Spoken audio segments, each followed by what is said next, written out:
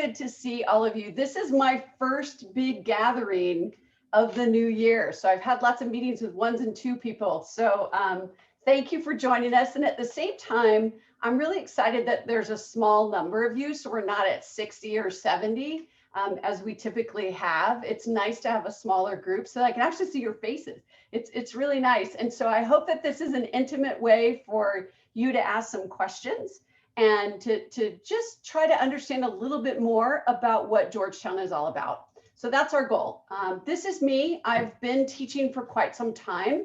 I've taught at a number of different business schools. I was at the University of Chicago, which is my alma mater, for about 6 years. And then about 5 years at Stanford, where I was in charge of the Center for Leadership Development and Research as one of the directors there. And at the same time, I think, like many people who come to Georgetown, I come with a past. And at the same time, there were a lot of reasons why I came here. And so in some ways, I like to share some of my thinking as I was looking at my next step, the next chapter of my career, and why Georgetown was really important to me. Because I think it will help you start to parse through how you make this next life chapter step as well. I also, in addition to teaching, I'm a teaching faculty. I also do a lot of work outside of the university. So part of the Master's in Management program is to always be constantly connected to the working world to make sure that we're hearing the voice of the marketplace. And so I listed a few of the different entities that I've worked for in the last couple of years. And I think what's really important to note is that my more recent stuff has been at the World Bank, at the UN, working with various embassies, because it's so easy to do that here in DC. And I'll talk a little bit more about that in a minute. So the Georgetown advantage, what a lot of people I think about is, well, obviously we're in DC and we'll talk about that. But I think that from my perspective, for the MiM program at Georgetown, we are definitely looking through the admissions process for people who we see have significant leadership potential, that are hard driving, that are achievers. And we could have grown this program very, very rapidly, but we have chosen not to make sure that we're getting a good cohort of students who are like-minded in the sense that they really want to explore what that next chapter is. This is a fast-paced program. It's a 10-month program. And so we look for people maybe in your undergraduate program where if you were in a study group, you were the people who were doing the work, hopefully not by yourselves, but sometimes that might have been the case, and pulling the rest of the group along. So the nice thing is when you join us at Georgetown, you're going to be around people who are used to pulling their weight, who are used to doing both their weight and more people's weight. And so we look for that potential in our admissions cycle. At the same time, I think what also distinguishes us is a little bit about our reputation. And while certainly in the United States, people have heard of Georgetown, it's a good school. I think what often is surprising to people is how well known this school is outside of the United States. And that's because we don't fake global here. We do global business. And one of the things that was really important to me in my next chapter was I didn't want to be at an institution that was myopically focused on the United States. So when we talk about in the classroom, the best company at doing X, we're looking globally at that. We're not just looking at the United States. And so not surprisingly, as global business school rankings have become more and more and more prevalent, Georgetown's rankings have gone higher and higher and higher, because we are very focused on that global perspective. And so a lot of our faculty are international. We teach cases that are international. And that's because we've heard from the marketplace that they want people who are leaders that are globally focused, that you're not just looking at building a business in the United States, you're looking at growing it through the global supply chain. And so that's a big piece of why I've been drawn to Georgetown, and I'm now going in my 6th year. So it's been a good ride, and a choice that I was very, very thoughtful about, because I wanted to see particularly this DC advantage. And in marketing brochures, they talk about all the different aspects that are different about a school. And you always wonder, I'm a bit cynical. I came from the University of Chicago. I'm a bit cynical. And so I remember thinking, well, what's hyperbole? What's just on the marketing brochure and what's true? And what I can say is number one, the global DNA piece is not hype. That is absolutely part of the way we think about things and the way we approach business education. At the same time, something that doesn't often get talked about is how easy it is to take advantage of that global piece here in DC, because it's a very international city. So for those of you who aren't familiar with DC, in fact, last semester, I taught a design thinking course where the projects that we did were for the Embassy of Norway. So the Embassy of Norway is just down the street. And so embassies and international corporations are all based here, and it's not that hard to find them. So as you may have read, Amazon is putting in an East Coast headquarters here just down the street, which is like walking distance to the Pentagon, which is then, Nestle is not too far from there, and then Accenture and Deloitte. So they're just all right here, and easy to access with a short Uber ride once we can all take Uber again. So it's very easy to get around, and it's easy to access all of these different entities. So while some people think of Georgetown as, well, it's, if you want to go into state government, national government, this is the place to go. But it's also an incredibly rich, diverse community of corporate centers. And it's easy to access those different corporations right from our doorstep. At the same time, what I think does also make us unique is this Jesuit tradition and its focus on the whole person and the whole person's development. So I don't know if you all have read Michelle Obama's book, Becoming. It came out a couple of years ago. She talks a lot about how she was on this path of, okay, I got to go to a good undergraduate institution, and then I've got to go to law school, and then I got to go to the best law firm, a corporate law firm. And it was as if she had made a list and just was checking off the boxes and was very driven at doing that. And then suddenly she found herself in this law firm, and she realized that she really didn't want to be a lawyer, that it didn't provide any passion or happiness for her. And so she really had to think about what was the right fit for her, uniquely her. And that's what we do at Georgetown. That's what we start in the summer with, is thinking about what is going to be important to you in your unique life. So that's beyond what your parents have been telling you. That's beyond what your family has dictated to you up until this point. It's really about what's your unique contribution. And that's why also part of our tradition, beyond cura personalis, or development of the whole person, is thinking about what impact are you going to make on the world? And so we're unapologetic about saying, yes, we're going to teach you how to make a profit. For God's sakes, this is a business school. So we definitely want to help you learn how to make a profit. At the same time, just as important, if not more important, is to what end? Why are you doing it? What do you hope to achieve? And what good are you trying to do in the world? So yes, we do think about sustainability, and we do think about global warming, and we do have projects on that because it's important to us, and it always has been. It's not just a fad. It's not something that we're trying to turn on this in the last 5 years. It's something that's always been important to us as part of our tradition. The other piece that you probably have heard about, we pulled together alumni panels, even though we don't have as many alumni as some other programs. I think what has been a very consistent thread, and something we work very hard to achieve, is that we have a learning community that is very collaborative. So the students here do not compete with one another. When I say this is a high achieving group, it's not because they're trying to kill the person next to them in the chair next to them. It is very much a collaboration. So if I'm good at statistics and you're not, I'm here to help you in statistics.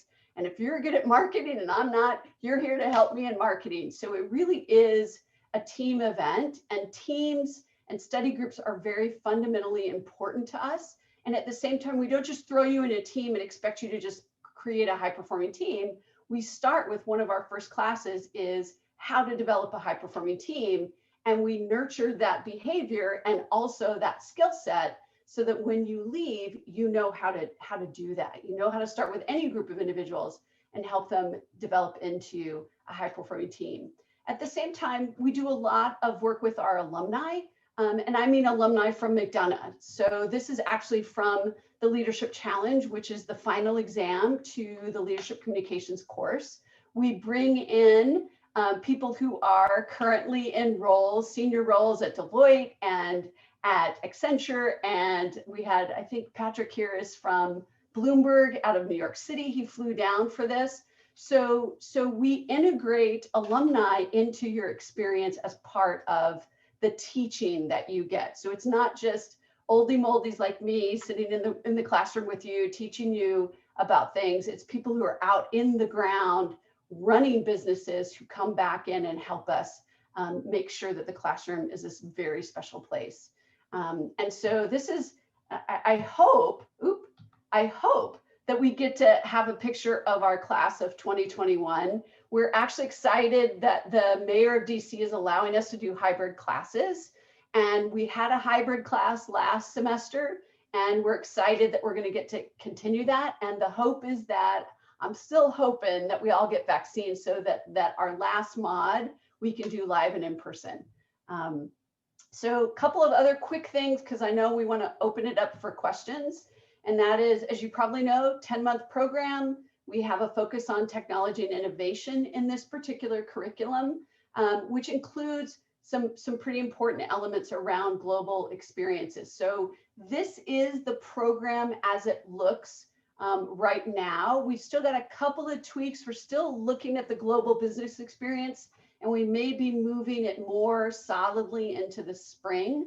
And that is to give students a little bit more time to work with their clients. Because of the holiday, having global before the holidays and then after the holidays is a bit of a hiccup. And so we want to make that a little bit more streamlined. But right now, this is what the curriculum looks like. And you'll see we start in Mod 0 in August. What this doesn't show is what we do over the summer. So starting the second week in July, we actually start with summer programming. And I don't know if Karen's going to talk a little bit about that when she talks about career services, but I won't go too in depth on that, only to say that during the month of July, we are doing tons of exploration with you. This is where we really try to figure out what you're becoming, what you want to become, and really try to do that investigation. So fun little tidbit is we do tend to get creative here. And one of the things that I'm very proud of is that one of the things that we've been ranked on most recently is the most creative graduates. So we do applaud that many of you have done undergraduate work in non-business majors, because that brings a diversity of thought and creativity to our experience. And as you can see, this was somebody who had a very strong creative sense, who in our leadership challenge last year, we asked the students to put together almost like a postcard to say, this is our squad and how we're going to compete in this particular leadership challenge. And this was one of my favorites that was left over from last year. So our structure is, again, this orientation / summer module that begins the second week of July, that we do all through Zoom. And we have on average anywhere from 3 to 4 different choices that you can take of classes and workshops over the course of July. And then we start in August with the program. We have 5 modules. We go 5 days a week, and that's because on Fridays, that's traditionally our career services day, although there are career services things that go throughout the week. As you've probably read, technology and innovation is a part of our curriculum. We have cases, we have class visits, we have experiences that are focused on those kinds of entities, those kinds of companies. At the same time, we do work in data analytics. So statistics will include R. You will also learn Python and SQL. And we have a consulting class specifically focused on doing applications with those analytics. So sometimes when you read consulting class descriptions, it's more about strategy. We do have a strategy class that gives you that content. But in addition, we also want to help you actually access these tools that we've given you and apply them in real cases and real consulting work. So, so that's a part of our piece. We also start the first day with the design thinking project, and it's integrated throughout the curriculum. Last but not least, let me just mention global. We do have, even this year, we are working with global clients. It's a big part of the capstone work of our students. So you have a real consulting project with real clients that are globally focused. And so Singapore is our target for this year. It doesn't look like because of COVID, we're going to be able to travel, but my hope is that next year we will be able to travel to Singapore. And we are looking at 2 locations, both Singapore and also Dublin. So in addition to our, location here in DC, we also are very focused on getting you out of the classroom and into the global world. All right, so I'm going to stop my share at that point and just get us a little bit more so you can see us. And I'm going to ask Nita to jump in with anything from chat, and you can just unmute yourself and ask a question. Yep, so it doesn't look like we have anything in the chat at the moment. Oh, we've just got a question in the chat, so I will read that out. Is the July module a mandatory part of the program? In other words, what if one already has full-time commitments for that period? Yeah, so it is definitely not mandatory. And last year we popped in classes, sort of sprinkled them throughout the day. And we recorded all of them so that people can do them after class. And there was no homework necessarily. It was really just more introspective exploration stuff. This year, it looks like we're going to try to put them a little bit later in the evening so that people who are working full time can join in live. That was one of the pieces of feedback we got last year. And I'll let Karen talk a little bit more about the consulting piece. We have a consulting boot camp, which I'm sure she'll talk about. That one you do have homework in because you've got to get ready for the consulting interviews. But other than that, it's more introspective work. And it's a really great time to get to know one another. You get to know your classmates really well before you actually are live and in person. And that's really helped us, particularly in COVID. In these COVID times, I would say that if you ask any of our alumni, they're surprisingly shocked at or pleasantly surprised at how well they know each other and how close they are to one another, even in a Zoom environment, because of the way we designed the summer and also the way we designed the experiences in class. Thank you, Evelyn. So the consulting bootcamp class question, we will definitely leave that for Karen's session in just a moment. I know that she's going to cover it, but in case she doesn't, I promise to ask her in the Q&A portion. Evelyn, look, whilst we're waiting for questions to come in, actually, I will see if anybody wants to unmute themselves at this time. You can unmute yourself to ask a question. And the quick answer to Jesper is yes. She'll go into more detail, but yes. Thank you. If you're like me, you don't like to wait. So yeah. Sorry, Jasper, I'm British, so I'm used to waiting. So this is just, but Evelyn, as we're talking about the summer programming, a question I had is, obviously Karen will cover the careers portion of it, but are you able to speak a little bit more about the leadership topics and things like that, that you organize? Yeah, so we really look at 2 things. One is exploration of career, and Karen will talk about that. And then the second piece is just exploration of what's important to you. And so we will do exercises focused on what are some of the habits that you had in undergrad that will serve you well, and what are some of the habits in undergrad that won't serve you well in graduate school. And so if you think about it, it's really about how do you design your experience in graduate school. And we use a model called the DARE model, which is how do you design what your experience is going to look like? What are the actions that you're going to take? And we get very behavioral. And then how do you reflect on those? And who do you reflect with that on? And then finally, what are the experiments that you're going to try? So if in undergrad, welcome to the difference between undergrad and graduate school. In graduate school, you remember those naps that you got to take in undergrad? Yeah, kiss those goodbye. you don't get to do the naps anymore. That's just not graduate school. And it doesn't matter where you go. That just doesn't happen anymore. And so, because there's always things that you could be doing and people you could be reaching out to and work you could be doing on your career. And so with that in mind, how are you going to reimagine what your normal day looks like and balance it between not just schoolwork and career, but also health? And how are you going to manage your health? How are you going to manage the relationships that are important to you?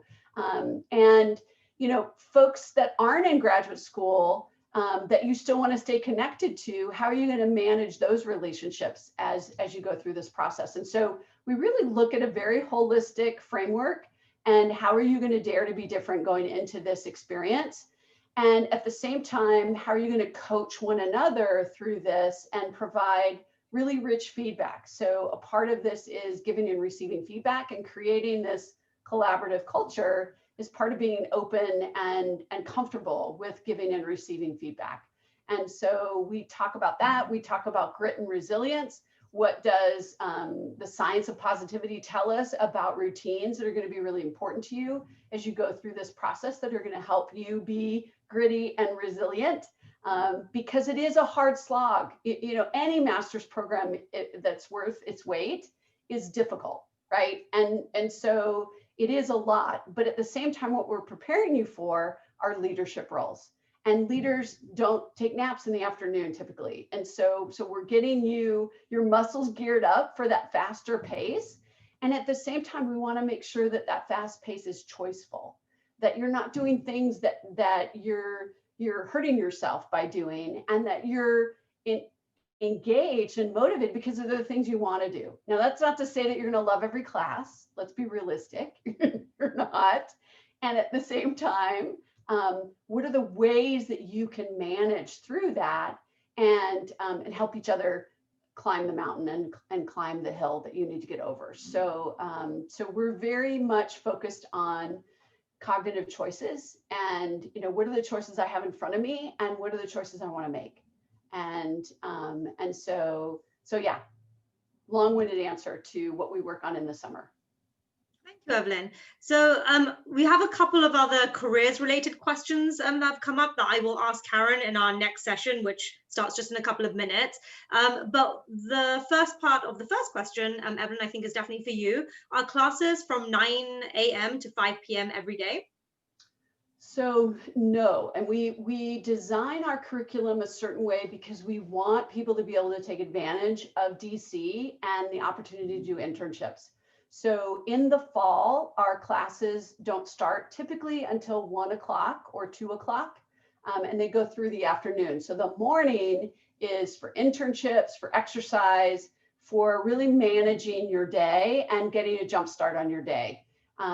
In the spring, we maintain that through Mod 3. And then in Mod 4, we tend to push all of our classes more towards the evening, because people are interviewing, they might want to take up another internship.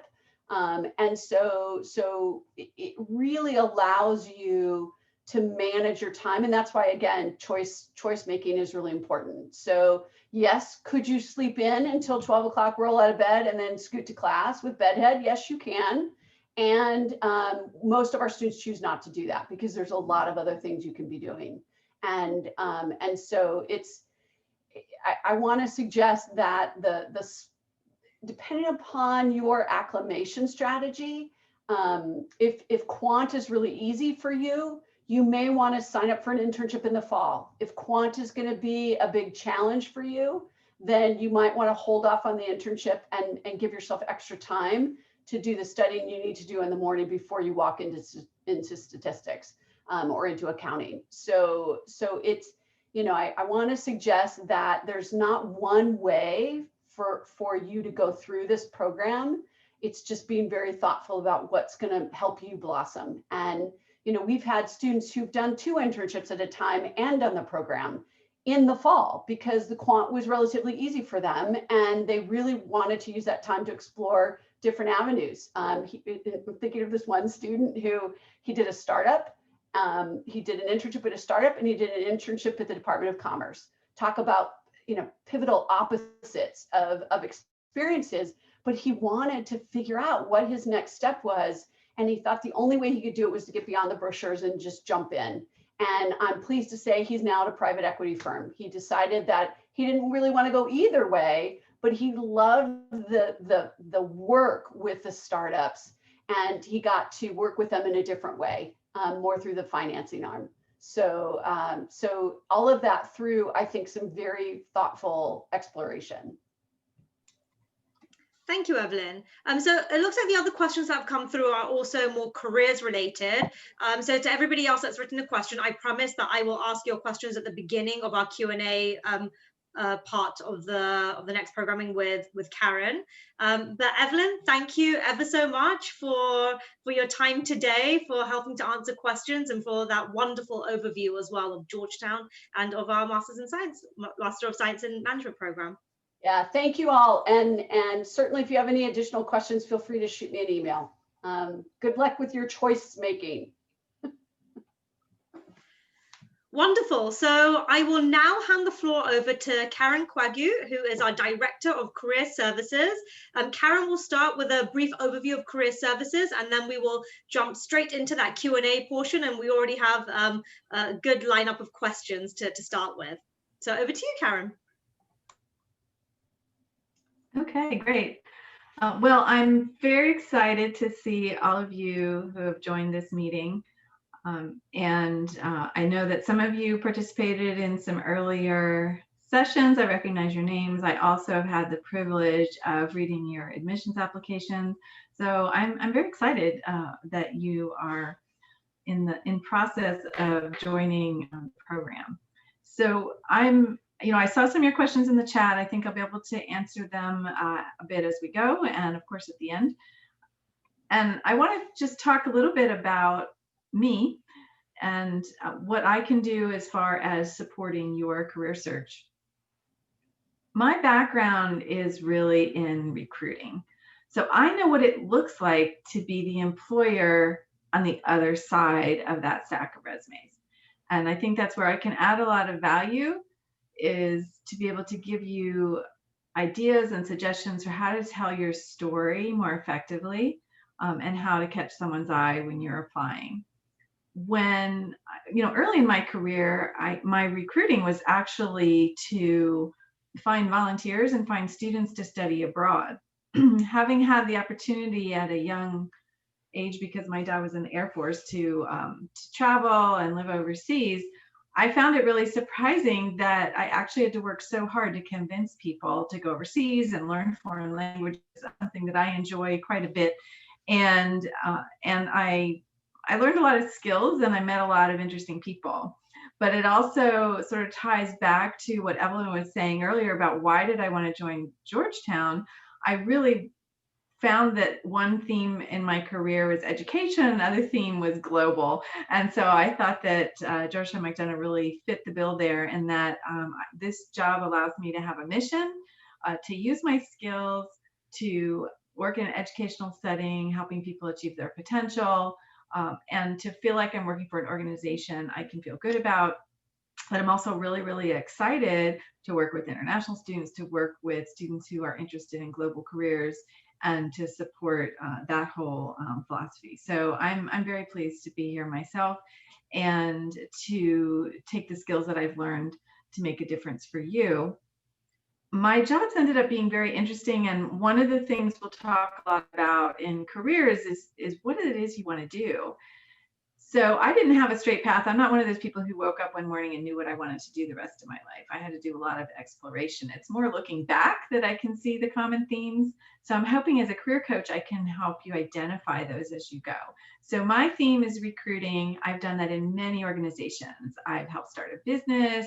I've worked in consulting. I've worked in a financial services firm. I've worked in a nonprofit, temporary staffing, just a little bit of everything. When I worked at the World Bank, that was so interesting because I wasn't just looking for, US-based candidates. It was truly a global search, looking all over the world for the right candidates for different jobs. So, I think that's fun and interesting, and that's what I will bring to you. In terms of career services, we started the conversation this morning with some of the questions talking about what you can do in the summer. And so I hope that you will find a way to participate in everything that we do in the summer, because you will be more prepared in the fall. We will offer live sessions at different times of the day, but we will also record them, so you can do some asynchronous preparation. And so between the live sessions and the events and different collateral that we have available for you, you will be able to prepare from the career perspective for the beginning of the school year. One of the things that you can take advantage of is certainly the case interview prep. Last year, we tried a couple of different versions of a consulting boot camp, and we'll definitely do something again next summer. So what happens with a lot of this preparation is it depends on what you're going to do and if you're going to do fall recruiting. So before I go more into what you do in the summer, let me explain what happens when you get on campus. Is when the school year starts, investment banking and consulting and certain industries, usually the bigger companies, may start recruiting very, very quickly. So before you start school, it's important for you to have a resume and a LinkedIn profile and a story, like kind of know what it is you're looking to do, even if you change your mind later. If what you want to do is consulting, it's really important to do some prep in the summer, because when you arrive, the interviews are going to be underway pretty quickly. However, if some of the things that are going in the fall are not necessarily what you want to do, or you're not sure if you want to do consulting, you don't have to feel like you have to do every single thing, but I encourage you to check it out. For example, with consulting, you can have case interviews with any company. You can interview at Capital One and have a case interview. You can interview at a small nonprofit consulting firm and get a case interview. So certain things are life skills, but I don't want you to feel that if you're not doing fall recruiting that you've missed out on everything that happens. Many of the recruiting activities and the jobs you're going to be seeking are going to be in the spring market, but you need to be prepared because a lot happens in the fall at the same time that you're doing academics. So the idea is that over the summer, we give you all the foundational things, everything that you need, so you are ready day one. But it's rinse and repeat. We'll be reviewing that and supporting you all throughout the year. The McDonough Library here is amazing. You have access to that, and there's a librarian. You can set up an appointment and explore the databases that you need the most, even though we'll certainly give you an overview. We'll have a lot of chance to practice introducing yourself, which is great because you do that over and over with employers, but it's also a terrific way to get to know each other. You do the case interview prep, I'll review your materials. We have a different, we're exploring different ways you can do resume review on your own. So by the time you get to me, you've already got a resume that's in pretty good shape. And many of the career fairs are in the fall. The one I encourage you to definitely consider is the Georgetown Career Fair, which happens in usually around mid-September. And that is also very DC focused. So I've noticed many students want to work in the DC area, and that can be a really good option. And then even before COVID, so much recruitment was starting to happen virtually. And then of course now it's even more so. So we will offer a lot of tips and training on how to be effective in an online interview or an online application. So don't fear, we'll support you in that. What's also important is matching what you're interested in. So I think it's important to take the time to figure out what you want to do. This is not a finite and final decision. If you decide you want to do something and you want to explore that, you may not have even taken the classes. Once you go down the path of taking the academic classes, you might make some new discoveries as you talk to your peers, as you hear from professors. So you have to start the year with a hypothesis of what you want to do.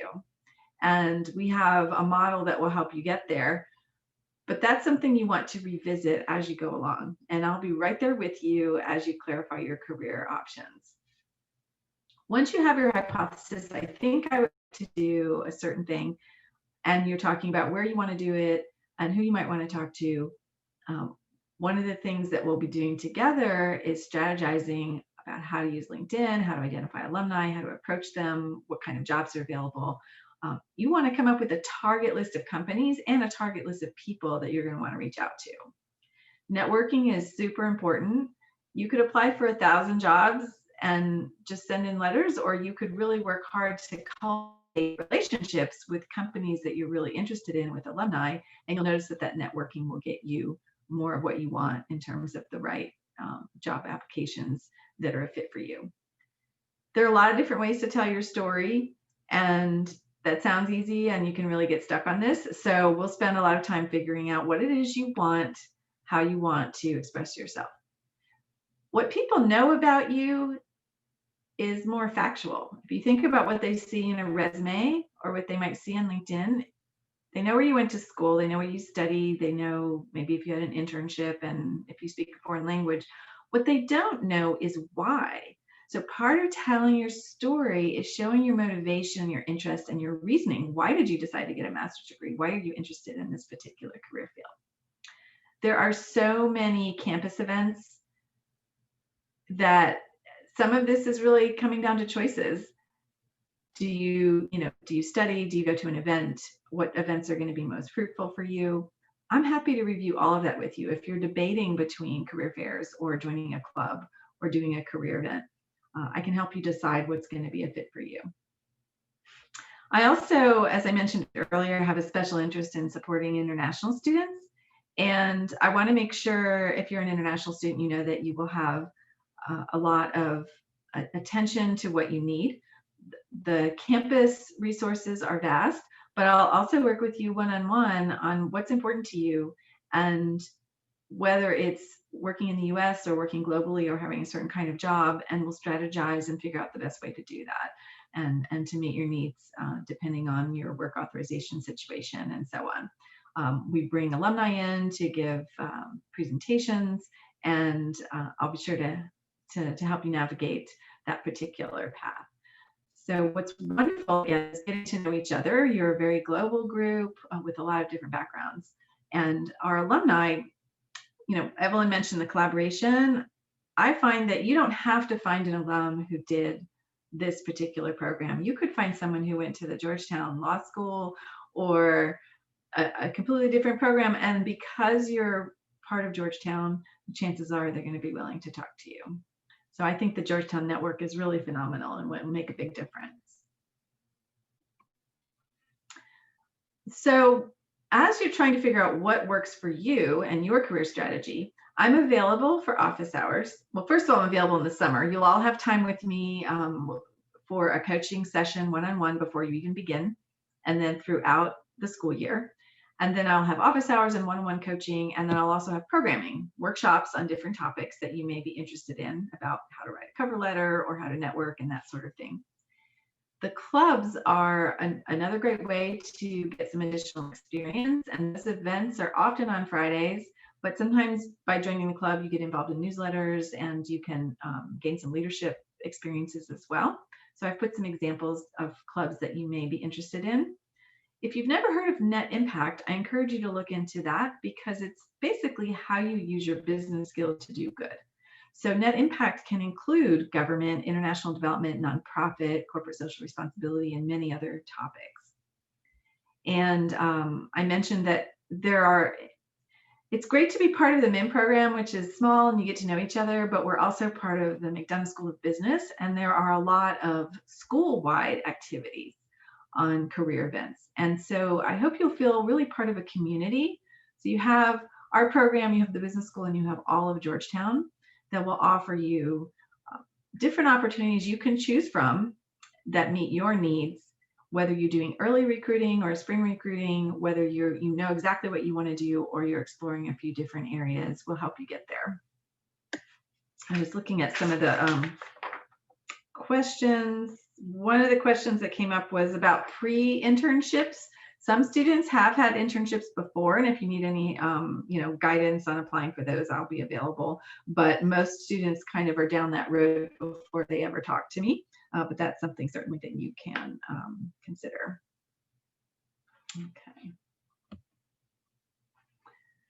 So the internship, as I mentioned, the curriculum is set up so that you have some free time. But not everyone either needs to do an internship or wants to do an internship. It may be that you have quite a bit of internship experience already, or it may be that you really want to focus on your academics. There isn't necessarily a trend, but I would say quite a few students have decided that in the fall they want to get used to being in grad school, they want to participate in clubs, they want to really hone in on what they want to do, and perhaps do an internship in the spring. So that's completely up to you.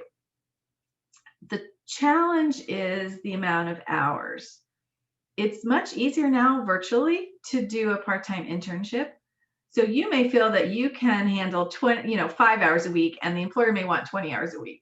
So that's where you have to figure out, if you're either creating your own internship or finding an internship, what is the employer expectation based on when you're in school. But on the other hand, if the internship is research focused and there's a lot of time spent on the internet and you could do some of the work on the weekends, really what you need to know is, when do you need to engage with the employer? When do you need to be available for meetings? And how much time is it going to take?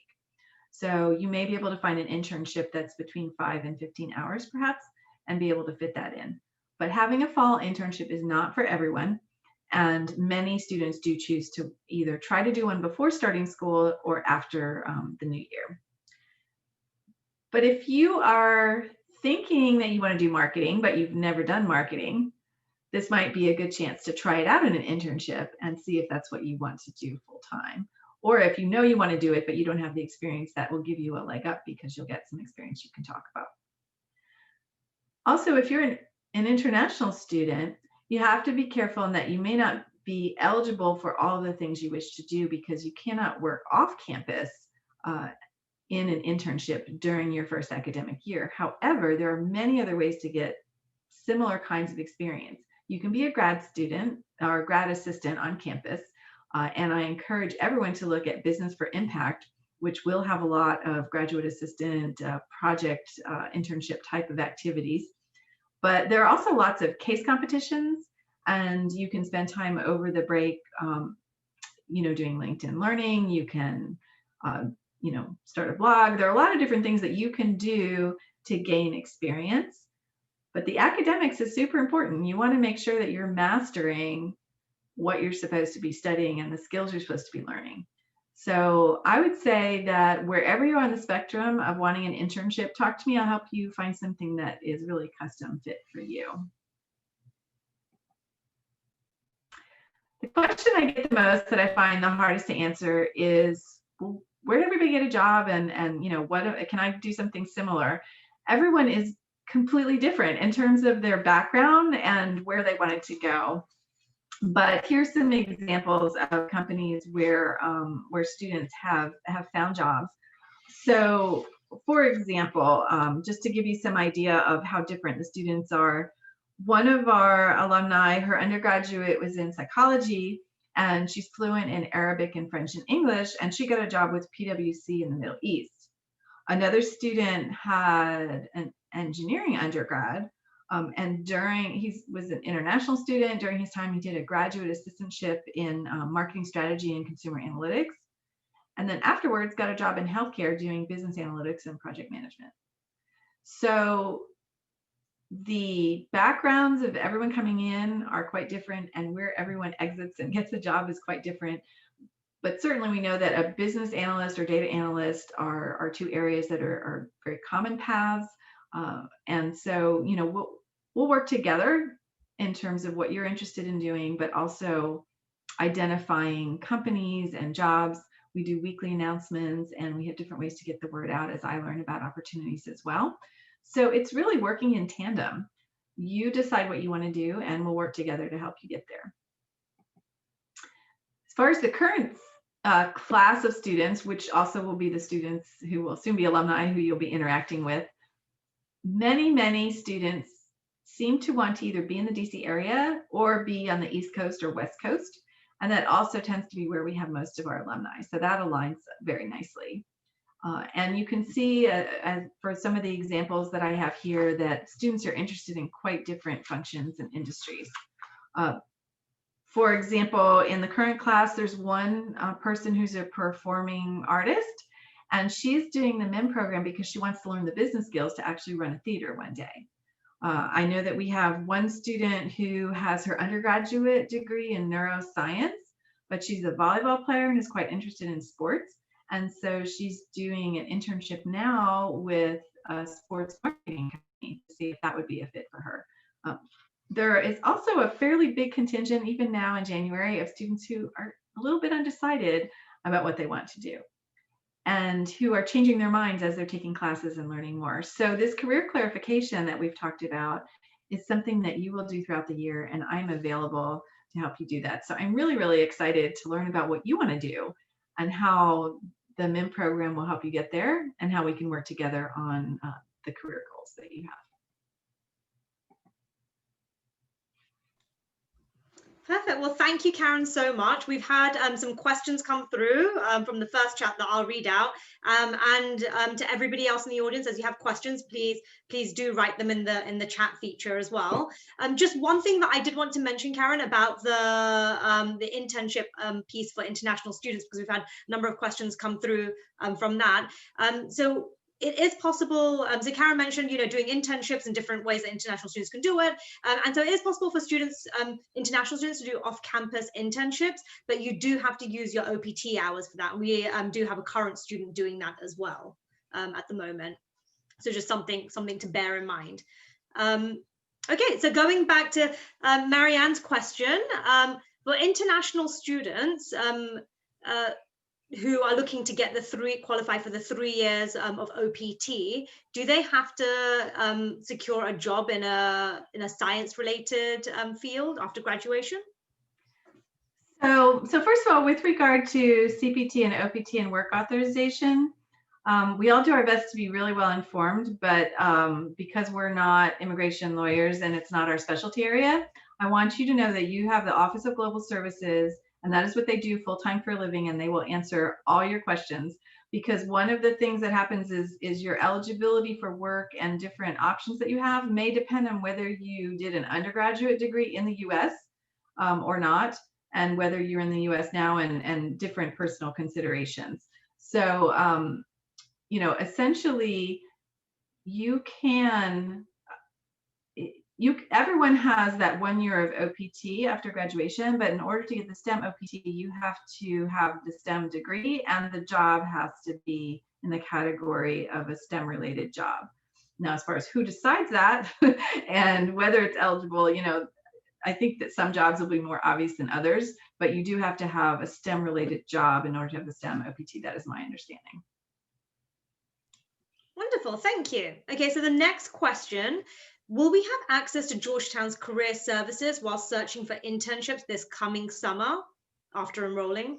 So before the program starts. Right, so I'll be available for questions via email, and everyone will have an opportunity to set up, a one-on-one session with me. So if you're in that process, feel free to reach out. I think that it can be a good option to, if you have the time and the inclination, to try an internship before you come, if you want some different experience. But keep in mind that it's not necessarily going to be a graduate level internship because you haven't yet gotten the graduate level of classes. So it depends on your purpose. If, for example, you think healthcare is the way you want to go, but you have no healthcare experience, you may get an internship using the skills you already have, but perhaps you can get an internship in new industry. So just think about the reason that you're doing it. But I think that certainly having more work experience and recent references and so on can be terrific. And some people have taken those summer internships and continued part-time during the school year. So that can also be an advantage if you can work full-time for a short period of time, get to know the employer, and have that internship experience. If it's mutually beneficial, you may be able to continue that, and that could be a really positive thing. Thank you, Karen. Okay, so next question, also related to internships. For internships during the school year, are those typically found off-site or through MiM Career Services?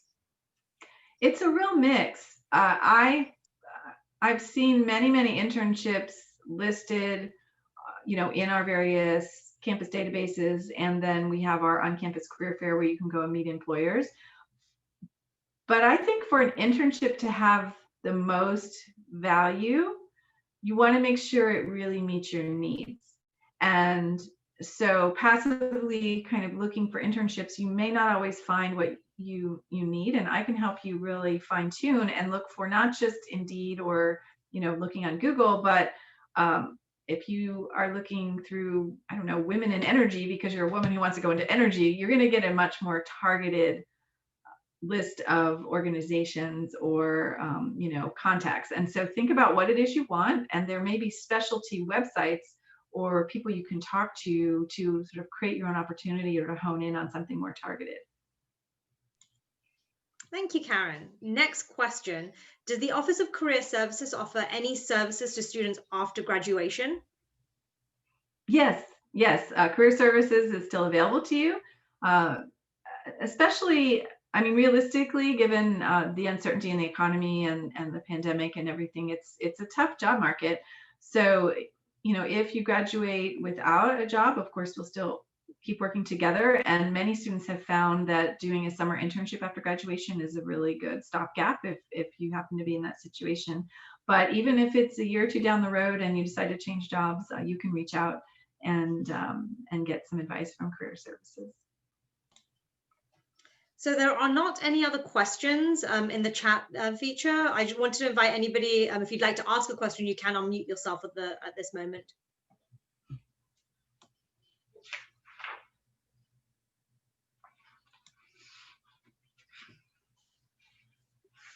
So Karen, perhaps I'll ask a question and we'll give others a chance to perhaps add questions to the chat feature as well if you have any other questions.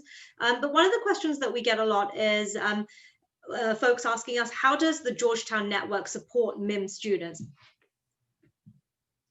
with their career goals?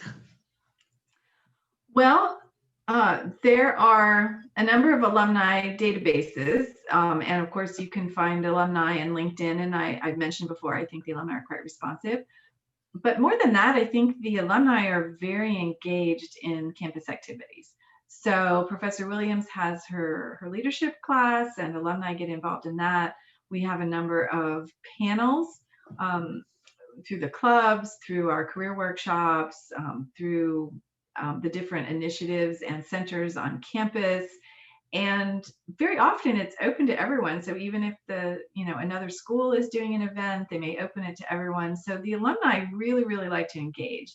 And I think you will learn quite a lot from different panel events and speakers, just hearing about different careers and what people are interested in. So I don't know if that anyone would like me to explore that a little further, but that's the fun part, I think, is really finding alumni who have different backgrounds and talking to them about what they do. The next question is, are there any career databases specific to Georgetown that students find opportunities through? Yes, we have, well, currently we're using a database called Handshake, and jobs get posted for undergraduate, graduate, alumni. It's really comprehensive. So companies will post both jobs and events. And then we have different, I would say, communication channels for advertising events. Sometimes it's through the clubs or through me, through our newsletters and through the professors. So there will be a lot of different channels for hearing about things. Also, as a Georgetown student, you have access to databases. Sometimes there are databases that might be available online to everyone, but because we pay for a subscription, you have premium content and additional benefits. So one example of that is Going Global, which is a great job search database, but it also has information about H-1B and visa and work authorization options in different countries, including the US, but including other places around the world. And they have city guides and country guides. So there are quite a few databases that you will have access to.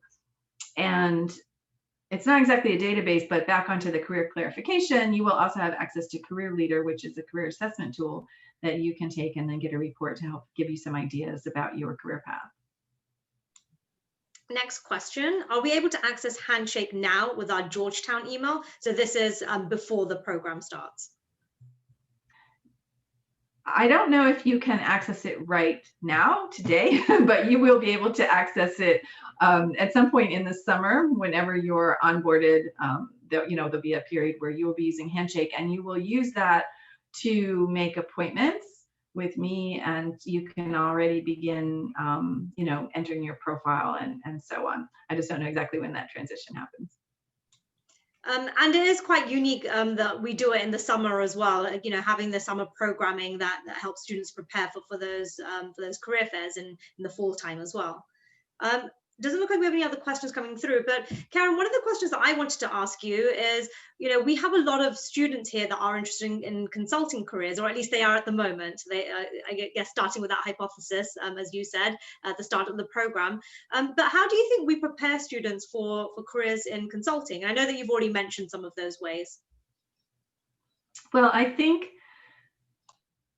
consulting is such a big word to me. It can represent an industry and a function, really, depending on how you're talking about it. So I think the first answer is to help you define what it means and whether it's something you want to pursue. So I always say, if you like solving complex problems as part of a team, and you like the job of consulting, there are many ways that you might be able to do that as an internal consultant or a business analyst inside a company. And one of the ways you can be a consultant is with a consulting firm, in which would be a big company that has many different clients. So part of it is deciding if you would rather have internal clients or external clients. But how we prepare is how you prepare for any job, is knowing yourself, being able to tell your story, making sure you have really, you're ready with your resume, cover letter, and LinkedIn.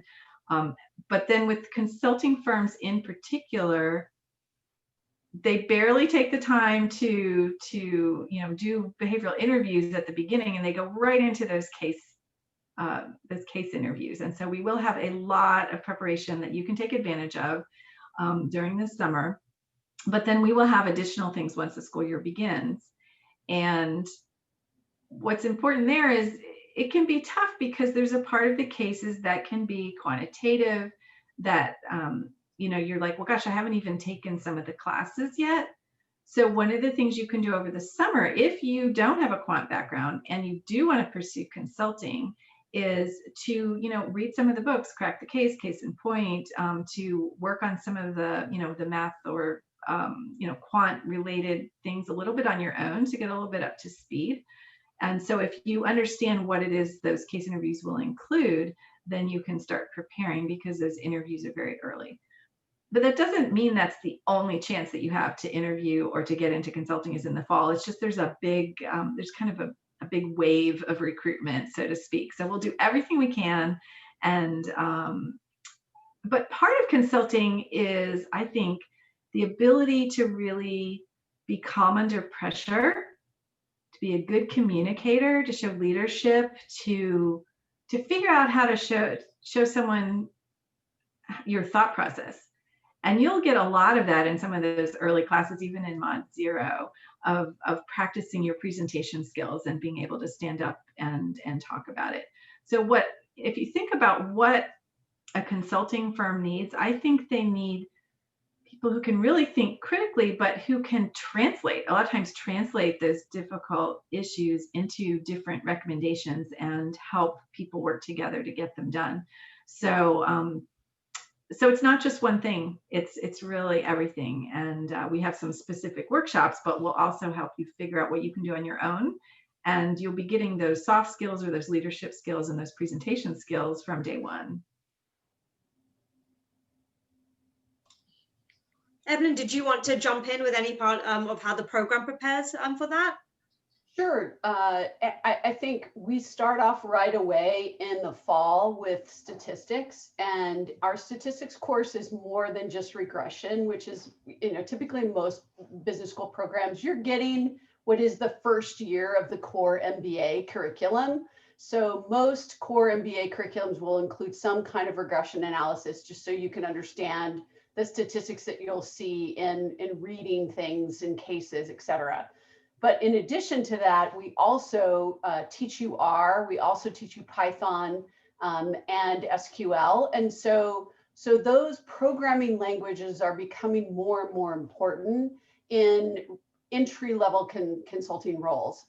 They're also becoming more and more important into entry-level strategy roles within organizations. And so in addition to giving you some of the quantitative pieces that you'll need, we also give you a full semester of strategy. And we also give you a full semester of operations. And so a lot of times business schools will combine those and they'll do the value chain as part of strategy. We do both the value chain globally, and we also look at global strategies. So it's almost like we give you two additional classes, and our content is geared more towards both internal and external consulting, because we want you to have those tools. I think from the career services perspective, what Karen said, I just want to underscore is that we're going to give you tools that are going to serve you for your career launch initially, but also through all of the successive changes that you're going to make after your first job. Most people, when they graduate from our program, are typically, even from the MBA programs, it's typically a 3 to 5 year trajectory in their first job, and then you move. And so we want to teach you skills that are going to be good for you for your lifetime of hiring and recruiting and marketing yourself. And so same with the curriculum, we will be targeting skills that we think are going to be important long term. So not just the theoretical strategy that most schools will teach, but also the very practical pieces around accounting, as well as analytics, which data analytics is becoming so important in just making you, it used to be that if we could ramp up your Excel skills, that was enough to differentiate you between somebody who, say, is an undergrad English major, which is what I was. And so just helping you be more razzle dazzle with Excel was enough, but now it's more than that. You really have to understand programming languages, and at least to the point where you can translate them and understand what people are saying to you. And we go well beyond that. Thank you. And then going back to when Evelyn mentioned, helping you with the launch of your career as well, we do in August also have a week dedicated to helping you with virtual interviewing preparation as well. So just wanted to mention that. But Evelyn, you were just speaking about the quant part of the program, and that brings us nicely, I think, to our next question, which is, since this course emphasizes on technology, do employers generally expect you to be technically or quantitatively strong? I'm not sure who'd like to answer that. Sure. I think that what is special about a MiM student is that many students do come with an undergraduate preparation in the social sciences and in the humanities. And I think what that does for you in the interview process is it helps you stand out. So you're not going to answer the questions as it maybe a typical business school student might, but that actually is a positive advantage. And so I think what employers are looking for is good, solid core business skills. They're going to be impressed that you have the R skills, the SQL, the Python skills. Many of the people in recruiting don't have those skills yet. And so it's almost like when I graduated way back in the dark ages, most people didn't have a personal computer. I hate to admit that, but having the computer skills was a big deal. Now having the data analytics skills is a big deal. And so that's the piece that we really want to make sure that you get. At the same time, we're giving you a wide range of core business skills, because even if you take an accounting class and you don't say, oh my God, I want to be a CPA and an accountant for life, you still need to be able to understand balance sheets and budgeting and fiscal responsibility. And so that's why you take a finance class. That's why you take an accounting class, so that you are in general ready for a general management position.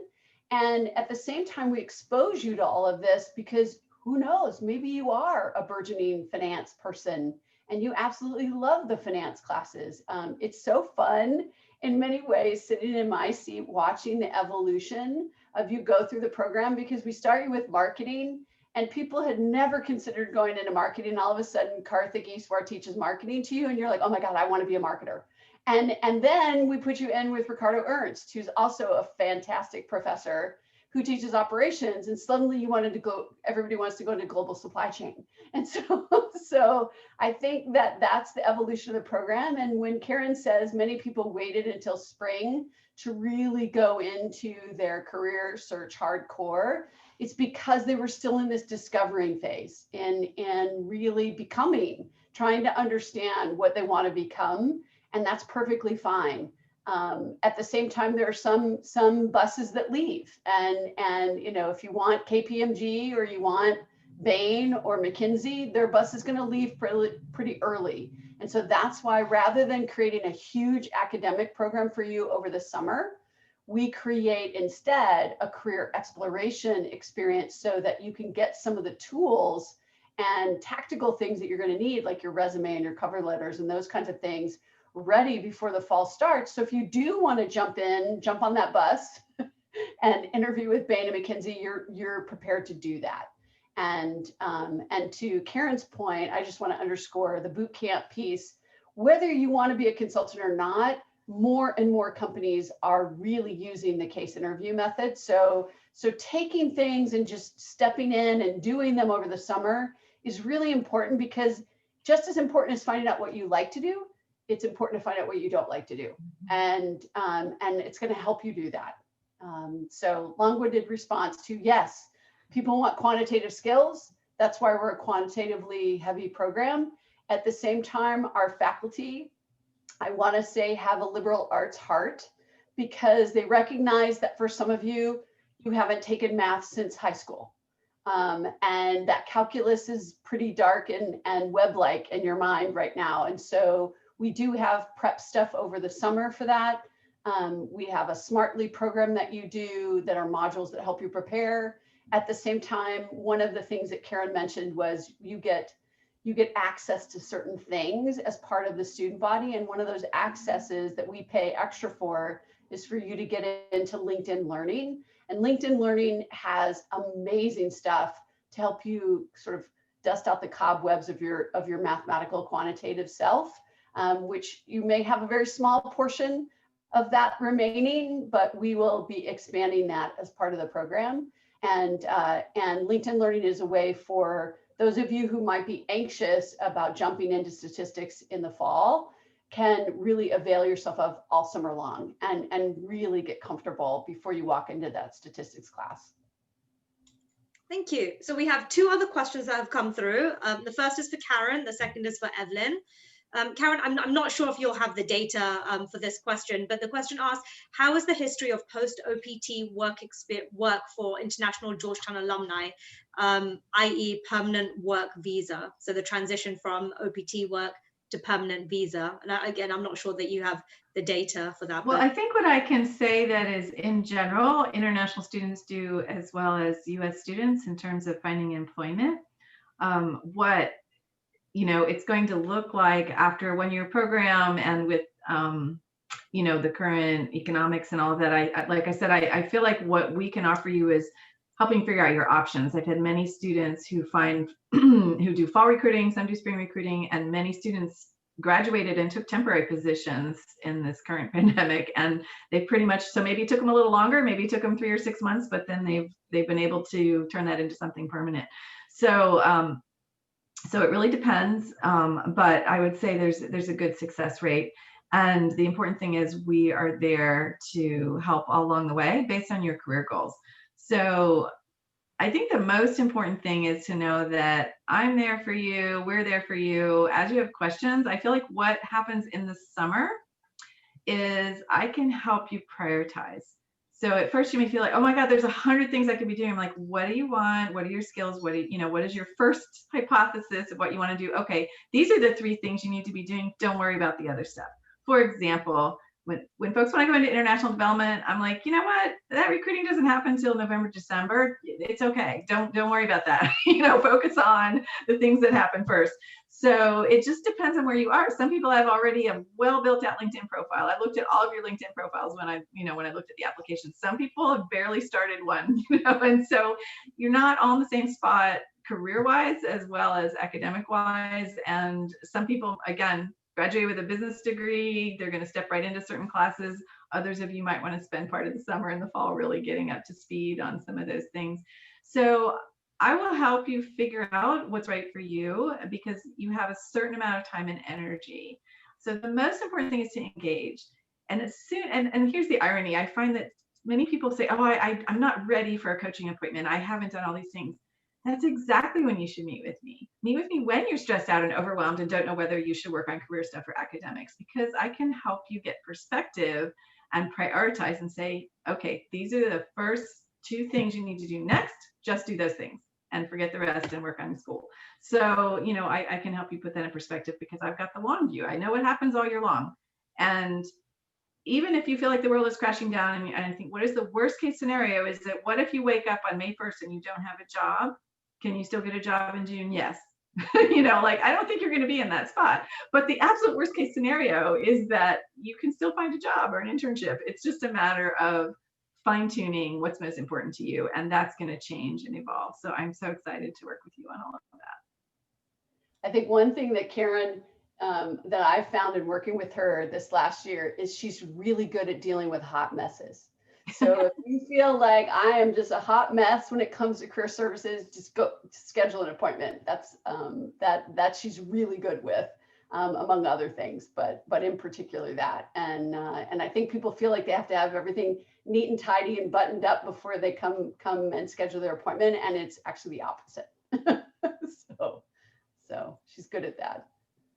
And one of the other things that I've heard consistently from our current students, actually, Karen, is how amazing you are with the one-on-one approach and really helping our students, coaching them through these different points in their career and helping them to figure out what they want to do and helping them to get there. So sorry, I just thought I'd add that. But we are at time, but I did want to just address the last question that came in. Evelyn, this one will be for you. So if a student is interested in pursuing an MBA a few years down the line, does McDonough allow students to transfer their credits from the completed MiM program toward an MBA? So this is an interesting one that we're still working through because the program is still relatively new. It does certainly help you on the application process, but I think in terms of the actual transfer of credits, it's interesting because other schools like Duke actually took one of our students and gave them those credits, basically erased the first year. And I think as MiM programs become more and more popular, that's going to happen more and more. It is certainly something that is under discussion right now. And I think part of it is we're in a relatively new program in the McDonough family. And so I think people are just trying to perfect the program and make sure that we're comfortable before we start working into next step. Most programs, most MBA programs want you to have at least 5 years of work experience. And so even if you were going to go into an MBA program, most of us would counsel you to go work for a couple of years and then come back. So the way we're looking at it is we've got a couple of years to get all of the ropes and signs and everything signed off to make that happen. It is definitely something we're working on, but I can't say at this moment it's absolutely agreed to. Well, thank you. Well, and on that note, I wanted to thank everybody for joining us today. I hope this was helpful for you to learn more about the program directly from our program leader, from our academic leader, Evelyn Williams, and about career services from our careers leader, Karen Kwaghu. So this is the first of our series of events for our admitted students. And I really do hope that you're able to take advantage and join one of our current student chats, join our faculty chats as well. These will really provide you different glimpses into our program, into our culture, the student life, and really our community here. So please take the opportunity, ask your questions. As always, Brenna and I are also here for you. So anything you have, please reach out to us as well. But Happy New Year again. And I guess it's a good evening, good afternoon, or perhaps good morning as well, depending on where in the world you are joining us from. But it was lovely to see you all again today, and enjoy the rest of your day. Happy New Year. Thanks for joining. Happy New Year.